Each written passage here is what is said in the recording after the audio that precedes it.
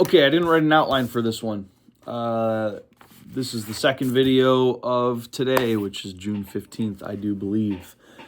The breakthrough that I had over the weekend, I have been doing what Myron teaches us to do even before I found Myron. Here's my short story. Keep it short. My short story is I got hired from the Santa Barbara Unified School District when I was 19 years old to be the tiny home curriculum specialist, whatever that means. Basically, I went in and I helped them build the tiny home with the students. And then the next year, because I had been there helping with the tiny home, I went out with the other teacher to go and promote our program at the other schools. And I increased attendance, or I increased our signups for our program so much so that the next year I had two of my own classes. I was 20 years old, teaching two woodshop classes. Did not graduate from college. Did not, I just, this random kid came in and they just hired him to, I learned a ton from the whole process. But that's not what I'm here to talk about today. What I'm here to talk about today is during my first little section of teaching, I was hearing everything that the administration was saying about, hey, we got to give attention to every single kid, and we can't leave any of the kids behind. We've got to have this system where we serve all the kids at the same, a bunch of, yeah. Anyways, what I decided to do based on what the school district wanted me to do and what I actually think is the right way to do it, I made videos for all of our basic projects that we did. We kind of had four major projects. The first two was a cutting board project and a box project. And we had a ton of safety videos that we had a ton of safety stuff that we had to go through with the kids. I went in and they're terrible videos, but I made videos for safety, and then I made videos explaining the basic process of how to build a cutting board and the basic process of how to build a box. And my mentality at that point was I need to teach everybody as quickly as I possibly can so that the kids who can take those nuggets that I put in those basic videos, they can get done with their thing faster.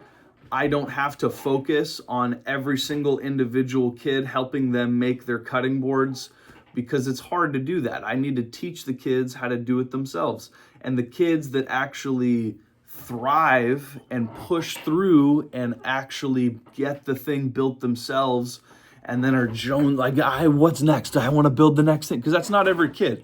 Every kid was not excited at every stage.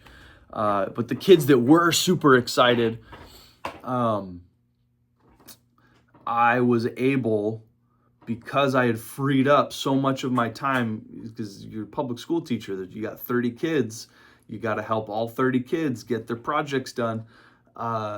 And at the very, very, very beginning, it was I'm building 30 kids projects per period. So I'm building 120 kids projects per couple week little section there. Anyways, all that being said, I helped the kids at the bottom level overcome, and it made it so that I didn't take up more of my time to do that by making the videos. And then the students that actually pushed through and gained a lot out of my basic videos and were jonesing for the next thing, those are the kids that I actually held their hands for the next bit of it. And I didn't have, I never made I didn't make more videos. But that was the intention, and it was easy because I had a list of 8 videos from other people that other people had made, and if they could follow my basic video using the exact tools that we had in the shop, then I sent them to go watch some other people's videos, and I talked them through some of the stuff that's in the videos. Hey, did you notice how they had that tool? We don't have that tool. What do we have in our shop that you could utilize to actually accomplish this project? So basically, the breakthrough that I had, it was a long-winded way to say I have been making videos to save time because it works. And I have been weeding out the people that are not, I can't think of a better word than go-getters. I've been weeding out the non-go-getters and identifying the go-getters so then I can take the go-getters and push them forward to their next stage. So that was the breakthrough that I had this weekend. I know that what Myron teaches is right because I've been doing it. I've been doing it forever. Wonderful, wonderful, wonderful. Something's going to work. I'm going to push forward. I'm going to work on it. And something's going to work. And I'm positive that something's going to work. I'm going to pick a lane at some point. Nah, I've already I picked my lanes.